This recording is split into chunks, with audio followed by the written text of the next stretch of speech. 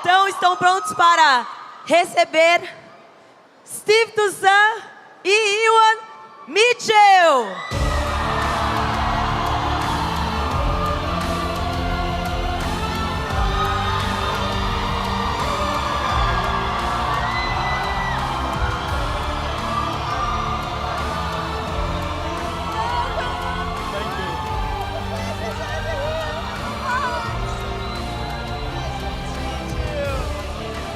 Welcome! We have royalty among us. Such an honor.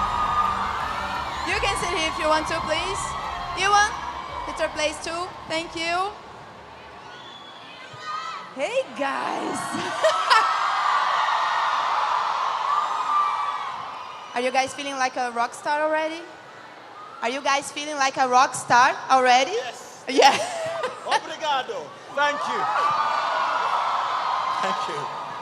So, welcome to Brazil. And how Thank you you. guys, Yeah, how you guys feeling about the weather? Close enough to Astros? The weather has been fantastic Really? because at home right now it's grey and cold and Oh, yeah. wet. So we want to stay here if you'll have us. Yo, of course you can. I have a room in my place if you want to. It's okay. Okay? No, Thank you. Yeah, stay in my place. Is everything okay? So to start, what was like for both of you to join an universe that already had such a huge fan base? Was it a good thing, a bad thing, or a bit of both? Oh wow! I mean, it means the world to us. You know, we were laying a fresh foundation on the shoulders of a cultural zeitgeist. You know, we knew there was going to be pressure involved, but I think we welcomed it with open arms, and that's what we're going to do in season 2. Steve, we have some great theater actors in the cast, such as you and Patty Considine. So I wanted to know, do you think that's just a big coincidence, or does House of the Dragon has a theater quality in it? That's a very good question. I think it does have certainly classical theatre qualities in it, because these people, when they speak, sometimes they will declare things, they will make speeches, and those speeches are of great import and of great gravity. And so if you're used to being on stage where that happens, particularly if you're doing Shakespeare, which is one of the things that both Ryan and Miguel, our showrunners for season 1, said to me when I met them, that this was something that having a theatrical background will help. You don't have to have one, but it certainly helps. So yes, I think there is a link there. And Ewan, I speak for myself when I say that I am a huge fan of Eamon, but because I think he's complex. I don't see him as a villain, nor as a hero. I just think he has his reasons, and for that, he's a complex character. But I know that lots of people think that he's a villain. Do you think he's misunderstood, or what? No, I think you might not like Eamon, you might not feel like you're supposed to like him, but you do feel something for him. You might not condone his actions, but you understand why. And I think that's what makes a complex villain. You might secretly want to root for him, but he gives you an awful lot of reasons why not to. And yeah.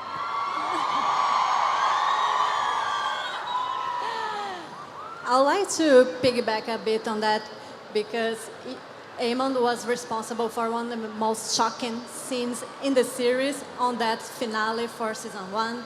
And I'd like to know, do you think that was an accident or not? What's your take on that? We all want to know. You know, I think he got over the fact that Luke took his eye out. He just hadn't got over the fact that he got away with it. When a crime goes unpunished, the world is unbalanced. Eamon's world more than anyone's. As to whether or not it was intentional, that's spoilers. I can't say. Okay. And Steve, you play a powerful leader from a powerful house. So I want to know, how do you think House Velaryon stands out from the other houses? Well, They love you. I'll talk to you.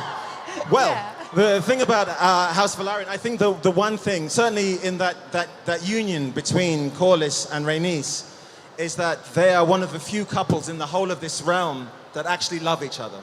That actually, and there are, and funny enough, there's a couple of scenes that we shot in this new season that are kind of hints at what they were like when they first met. So I think that's the main thing. I think there is a lot of real love, certainly between those two. So I think that's one of the things that, and I think he's one of the few men who actually listens to his wife and her advice. And respect each other, right? Absolutely, yeah. For sure. And were you guys Game of Thrones fans before being cast on House of the Dragon? I've never watched a single episode. Come on! Really? No, Oh my God. you know, I didn't want to watch the show and, you know, have it, you know, consciously or subconsciously affect my performance in any way. I wanted to bring something completely fresh to the table in Nice. Westeros. Makes sense, right? Yeah. Fair enough, yes. And you, Steve? I initially, no. I think it had got to about season 4 or 5 before I actually watched it. And hi, and oh, that's my wife. I remember I was with a friend, and he said, "Have you seen this show, Game of Thrones?" And I said, "Is that the thing with the dragons?" And he said, "Yeah." And I was like, "No."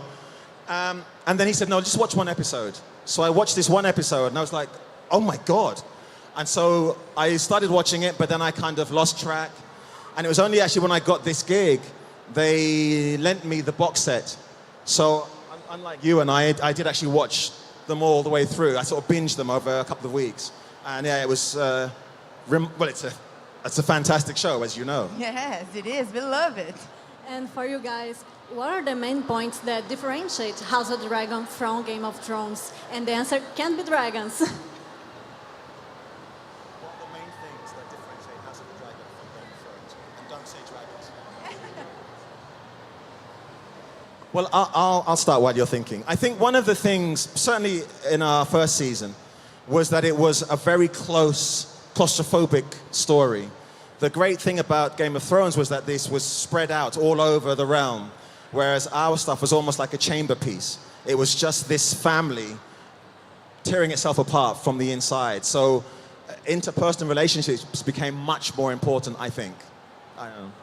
And I believe that the Targaryen family tree is actually a circle. In some way, we're all related. Yeah, you are. And maybe this will end up being a problem for you two later, but I want to know, as an audience, are you guys team greens or blacks?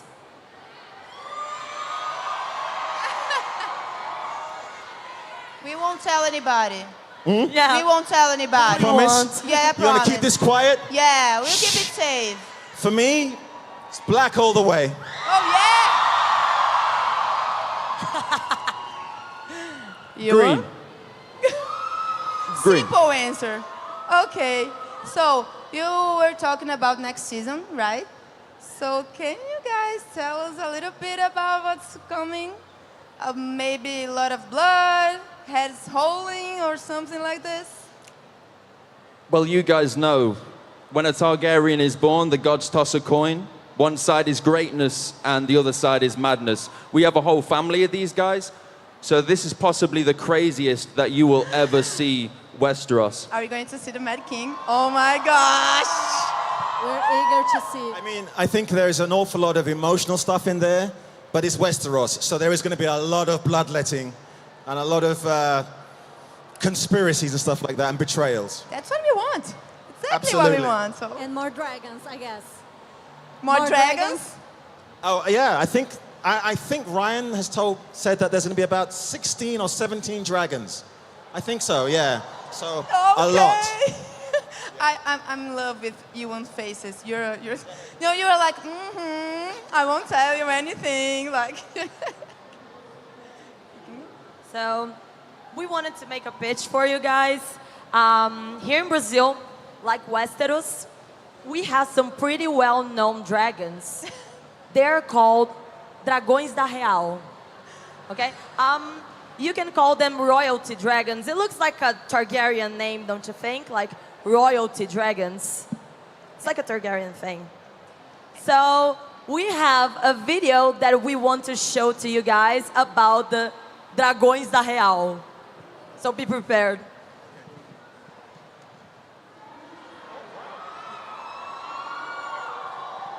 It's like a carnival. Are you familiar with carnival? Yes.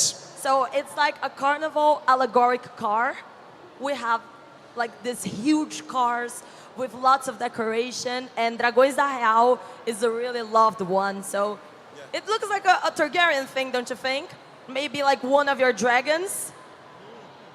It looks so cool. It looks like Rhaenys' dragon, Meleys. Yeah, you're that's right. It really captured the essence. It really looks like it. Would you like to ride a dragon like this one? Oh, yes. Sure, Absolutely. definitely. In Carnival here in Brazil, maybe next year. Yeah, you should It's a come. date. We'll be back to ride the dragon. Amazing. So, there's a thing about Dragões da Real. They sent you a gift, but there's only one. So maybe you guys are going to have to fight each other later for this one. I don't know. It's up to you guys, but look at his head. It is amazing, right? Look That's at going to look so this. good on you. Wow. It's a look gift at for you that. guys from Dragões da Real. Thank you so much. Obrigado. Thank you. De nada. De nada, you're welcome. De nada. Something like that. Yeah, de nada Yes. is like, well, you're welcome. Yes. No? Thank you, yeah. Guys, I'm a huge fan of you. I'm really a huge fan of the series. And I can't believe that you guys are just in front of me. And I'm really sad because we gotta say goodbye right now. Oh, but it's been a pleasure. Yeah. And it's Thank only you. hello. We'll see you again very soon. Absolutely. Please. So let's hope. Thank let's you. hope your characters live long enough so you can be here at the next CCXP, For right? sure. Can we take a picture together? Like a photo? Right there? Can we? Please? Oh my gosh, your outfit's amazing. Thank you so much. Congrats, amazing, really. This one? Yeah, thank you.